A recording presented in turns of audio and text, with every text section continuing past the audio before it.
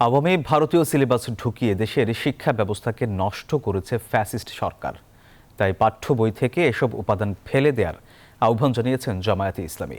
বুধবার রাতে diploma engineers institute মিলনায়তনে মুরাদনগর ফোরাম ঢাকার প্রীতি সম্মেলনে এই কথা বলেন দলটির নায়েবে আমির ডাক্তার সৈয়দ আবদুল্লাহ মোহাম্মদ তাহের।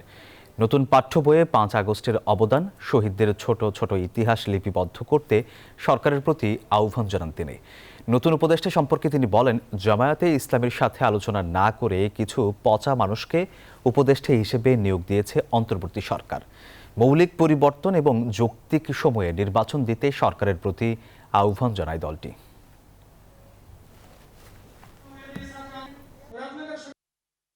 আমরা ইলেকশন কমিশনের সংস্কার চাই, আমরা কনস্টিটিউশনের মৌলিক বিষয়ের সংস্কার চাই, আনুপাতিকারের যে নির্বাচন সেই নির্বাচন আমরা চাই। এই সকল বিষয়ে তড়িৎ সংস্কার করে যথাশীঘ্র সম্ভব নির্বাচন দিতে হবে। নির্বাচন যত বিলম্ব হবে ততই ঝামেলা বাড়বে।